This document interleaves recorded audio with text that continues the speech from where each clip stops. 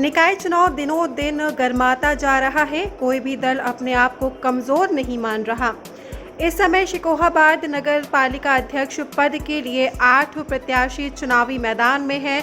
हकीकत ये है कि उनमें से 4 प्रत्याशियों के नाम तो नगर के बाशिंदे भी नहीं जानते होंगे। यहाँ मुकाबला आमने सामने का है। कभी सपा के पाले में रही रानी गुप्ता आज सपा प्रत्याशी मुमताज़ बेगम के सामने चुनाव लड़ रही हैं। श्रीमती रानी गुप्ता ने अपने समर्थकों के साथ नगर में घर घर जाकर लोगों से जनसंपर्क किया। यहाँ तक कि पुरुषों की टोली में रानी गुप्ता के पति राजीव गुप्ता ने भाजपा समर्थकों के साथ मिलकर दर्जनों मोहल्लों में जाकर वोट की अपील की। नगर की ऐसी कोई समस्या है जिस पर आपका फोकस हो? बिजली, पानी और सड़क, ये आदमी की मूलभूत आवश्यकताएं हैं जिस पर मैं सबसे पहले फोकस करूंगी, सबसे पहले ध्यान दूंगी। आपने देखा होगा कि सड़क बनकर तैयार नहीं हो पाती, उससे पहले वो खराब हो जाती है। ये गलत है। पहले शुकाबाद में 26 तालाब थे, लेकिन धीरे धीरे उन पर कब्जा हो गया, उन पर मकान बन गए। पहले सारे शहर का पानी उन तालाबों में जाता था, लेकिन अब वो सड़क पर जा रहा है। तो ऐसे में जनता मुझे अपना प्रतिनिधि बनाती है तो मैं इस समस्या का समाधान करूंगी। जनता की समस्या ही हमारा प्रमुख मुद्दा है। हम अपनी सरकार की उपलब्धियां लेकर जनता के बीच जा रहे हैं। केंद्र और प्रदेश की जो योजनाएं हैं उनमें कोई भेदभाव नहीं होगा, चाहे वो किसी भी वर्ग का क्यों ना हो। अगर वो पात्र है तो उसे उस योजना का लाभ जरूर मिलेगा। वहीं सपा प्रत्याशी मुमताज़ बेगम और उनके पति अब्दुल वाहिद ने सपा समर्थकों के साथ मिलकर घर घर जाकर जनसंपर्क किया। देखिए, मैं सबके पास जितनी कोशिश हो सकती है सबके पास जा रही हूँ। अपनी सारी जनता से मिलने की पूरी कोशिश कर रही हूँ मैं कि सब तक पहुँच पाऊँ, और यही मेरा सब जनता से वादा है जो पहले था कि शहर का जो है अच्छी तरह से विकास हो, सफाई व्यवस्था हो ठीक से, जिससे कि लोग जो है बीमार ना पड़ें।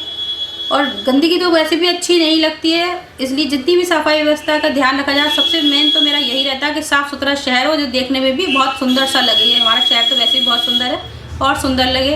हमारी जहाँ तक हो सके सड़कें दुरुस्त हों, और जो भी दिक्कतें हैं जनता की वो सब समस्याएँ हम हल कर सकें। इन्हीं बातों के साथ हम जनता के बीच जा रहे हैं और जनता हमें पूरे प्यार से अपना पूरा समर्थन दे रही है।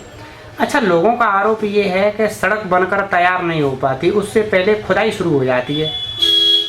ये तो इस चीज़ से तो हम भी बहुत परेशान रहते हैं कि हम जब सड़क का पहले आ जाता है, जब बनने को आ जाता है तो फिर कोई ऐसी योजनाएं आ जाती है गवर्नमेंट की तरफ से कि ये पाइपलाइन डलनी है।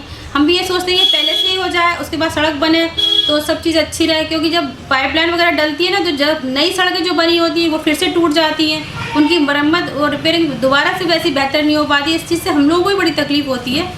हाँ, इसलिए मैं भी यही चाहती हूँ, सरकार से मैं भी यही अपील करती हूँ कि पहले से ये सारी चीज़ें ध्यान रखी जाए कि पाइपलाइन वगैरह की जो व्यवस्था पहले हो जाए, और जो रोड वगैरह वो बाद में तैयार हो, उससे कि जनता को भी हमारी तकलीफ ना हो।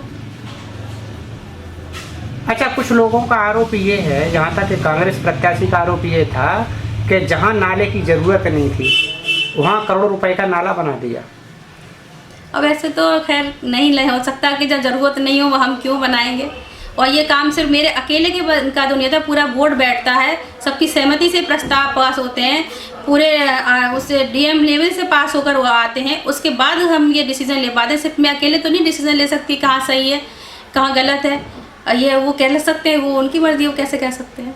प्रतिनिधि अब्दुल वाहिद ने कहा कि अभी जो विकास कार्य नहीं हो पाए थे वो इस कार्यकाल में कर दिए जाएंगे।